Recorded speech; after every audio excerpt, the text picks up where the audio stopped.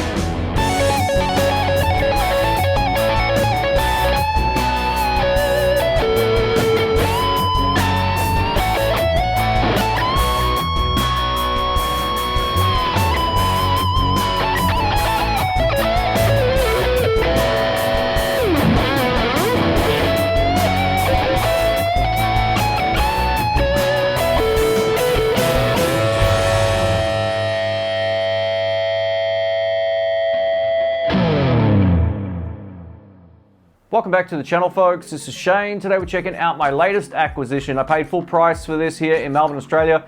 This is the Boss Katana 100 Mark II. Let's take a look.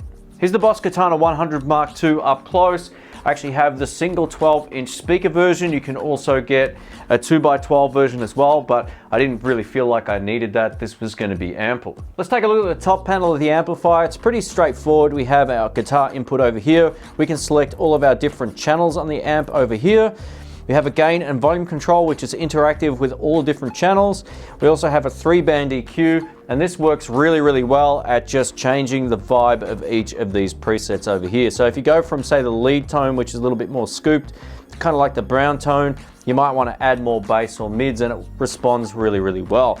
Over here, we can adjust different parameters of what we set. So if we set, say, the overdrive or the modulation up, we can turn these controls to add more of it in real time. This is a really huge advantage to this amplifier over many others out there. Having tangible controls like this really makes it easier to use, and it puts it ahead of even their next tone just in terms of functionality. We have a dedicated reverb control here. We have a tap tempo delay button over here as well, so we can set the speed of the repeats. A presence control, which I kind of like just leaving it set at about 11 o'clock. The master volume over here is the overall output. Then we have a power control. So standby, then we've got 0.5 watts, 50 watts, and 100 watts. Looking at the back of the amplifier, we have a USB out. This will go to the computer so you can use the Katana software and adjust the internal parameters of the amplifier if you so choose. We have an effects loop as well, so if you want to run your favorite delays or reverbs or whatever into the effects loop, you can do that. Now over here we have a power amp in and line out with this stereo expand mode. This will allow you to hook it up to a secondary Katana to get some pretty cool stereo effects. I haven't tried it, but it sounds like a pretty cool thing in concept. Down here, this is where we plug in the foot switch. We have an expression pedal port as well, so if we've got an expression pedal that we want to plug in, which won't be included with the amp either, you can plug it into here. We have a record out and phone out over here as well. This sounds great going directly to the computer. If you want to record dead silently, this is a really great way of doing it. One of the cool things about Boss is they always include a good quality speaker. Not only does this look good, but it sounds great and it totally handles the 100 watts output of this amp, no problems at all. So yeah, thumbs up for a quality speaker.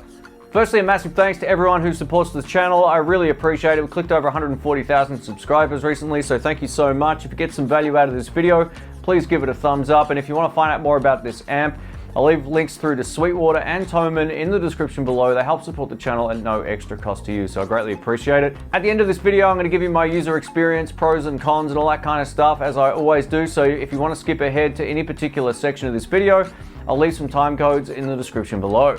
Let's get into it. All right, let's get into it. Today I'm playing my Tokai Love Rock electric guitar. This is made in Japan, and I have the amplifier mic'd up with a Rode M3 and a Shure SM57. I'm also running the power control on the amplifier at 50 watts because this is blisteringly loud. Even in here, 50 watts is pretty loud. So that's loud enough for the sake of this demonstration. Now, what I'm going to do now is show you how I got my tone out of it, because the most important thing anytime you buy an amplifier is being able to get your own sound.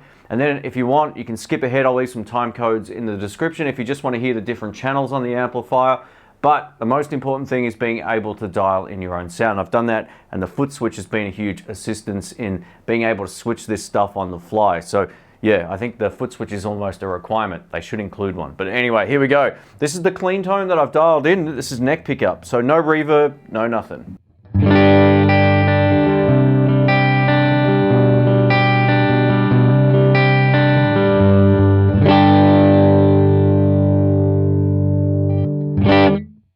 Now that's just beautiful. It's got a little bit of hair on there, a little bit of gain, but not much. It's pretty much dead clean. Now a little bit of reverb.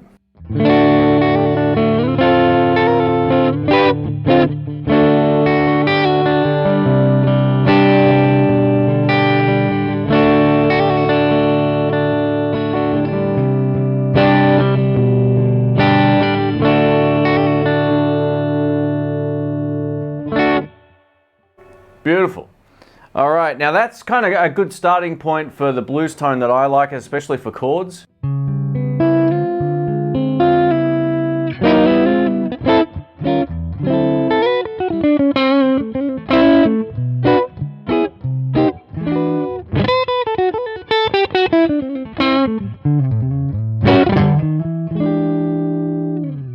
All right, now if I want to comp behind another guitar part, I've got a little modulation thing set up. It's like a vibratone setting.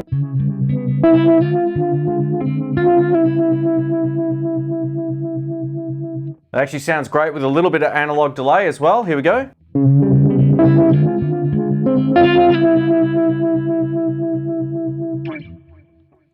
All right, so already lots of usable tones just by using the foot switch. I really dig this in effects mode. I think this works the best. And now I've got some overdrive as well, of course. I'm a blues player, but I've stacked it up with a bit of a higher gain overdrive than I would typically use, because I'm going to use my volume control to get the amount of gain and volume out of it. So this is just with the neck pickup on. Take a listen. A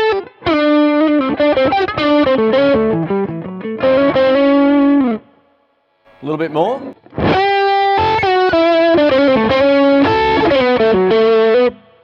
All right, and all the way up, and I'm going to go to bridge pickup. All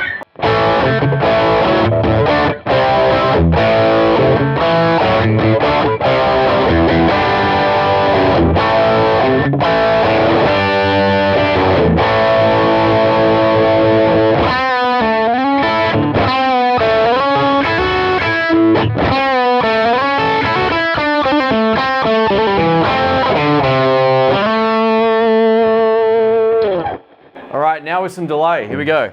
Back to neck.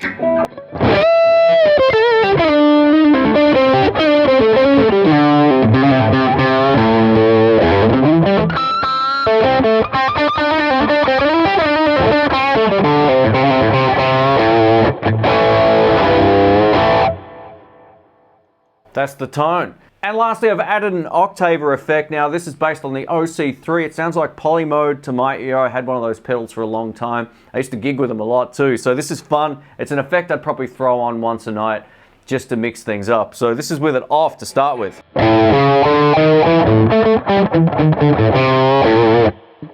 And with it on. Here we go.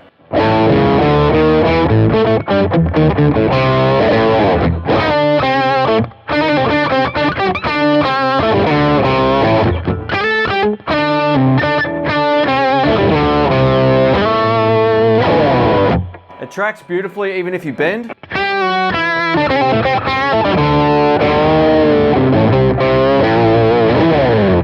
And now with some delay.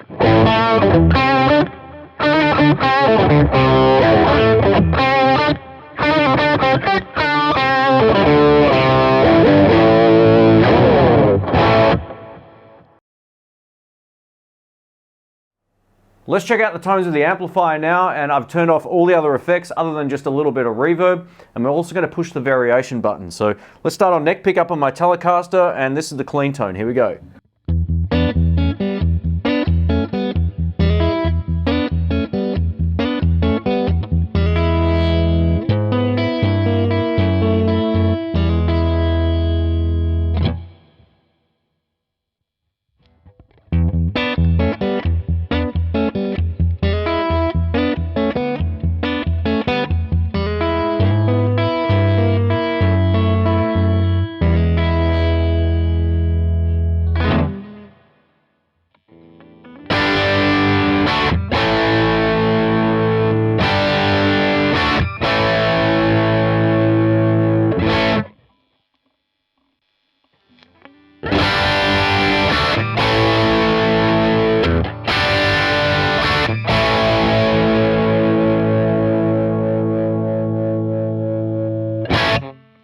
That might be the hidden gem.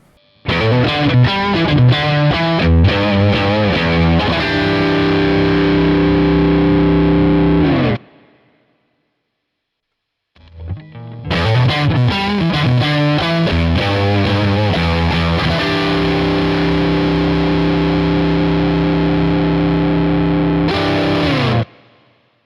think they call that one Fizz City. And now over to the brown sound with some delay and reverb.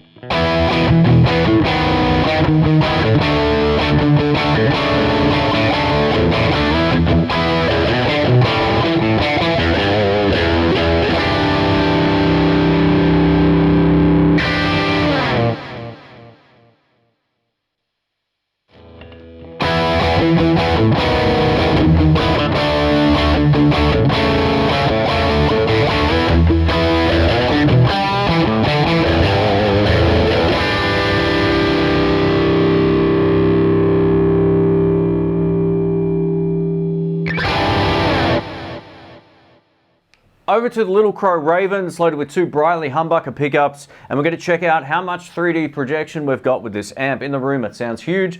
I'm back to my tone, by the way, which means I'm using it as a clean amplifier. Then I'm going to add the overdrive, all that kind of stuff. I've got a Rode NT2A microphone sitting right here, just out of shot, and that's going to pick up the room sound. It's about 1 meter away or 3 and a bit feet away from the amplifier, so we should be good to go. This won't sound like the close mic, but that's not the point. It's just to see how it sounds in the room.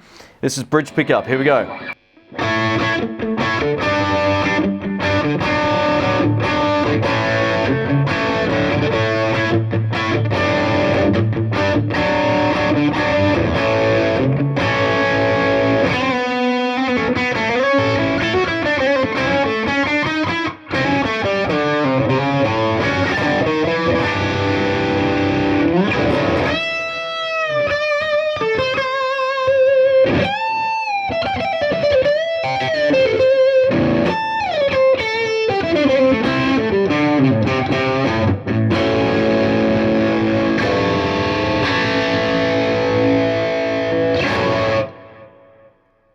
.50 watt mode is still brutally loud. I love it.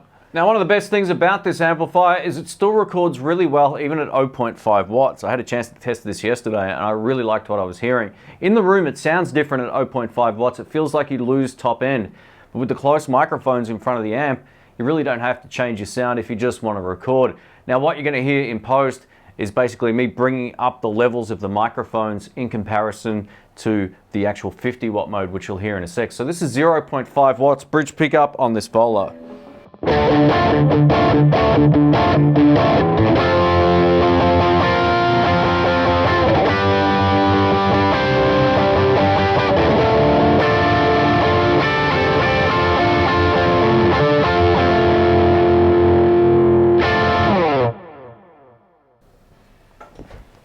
And now with the amplifier back at 50 watts, nothing else has changed other than I've switched the power back up. Here we go.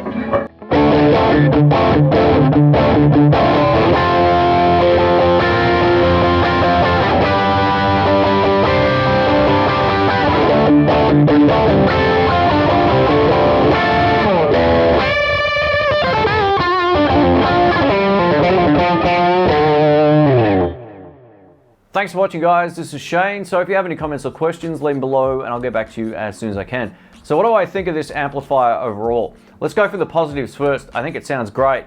It's very usable and it's easy to dial in a tone. It has more tangible controls on it than even the Boss Next Tone. With this amplifier here, it gives me more options that I can sort of plug in and play and use without having to continually hook it up to the computer. In regards to the internal effects, this amplifier has something for just about everybody. Whether you play blues, whether you play metal or hard rock or whatever, there's plenty of different tones in there. You can use it as a clean channel amplifier and then stack up the internal overdrives and distortion pedals, or you can select the distortion tones on the front of the amplifier. It really gives it the advantage to a lot of other amps out there. Now, I love the fact when you actually get one of these hooked up to it, you can run it like you would a normal effects pedal. See this effects light over here? It means I've got delay and reverb on. I can simply turn those on and off, or turn the booster on and off, much like I would with an external pedal board. So I really like that feature. Or you can simply use it to scroll or switch between the presets that you store within the amp. One of the cool things about this amp is it comes with a quality speaker. There's no reason to replace it with anything else, unless of course it's faulty, but Roland and Boss have been making good quality speakers in their solid state amps for years and digital modeling amps, so this speaker, I like it a lot. One thing that was a little disappointing is the fact that Boss don't include a USB cable. It's not a big deal, right? But the fact that you need a USB cable to hook it up to the computer to update the firmware was a huge downer. I actually had to go and raid the one off my printer.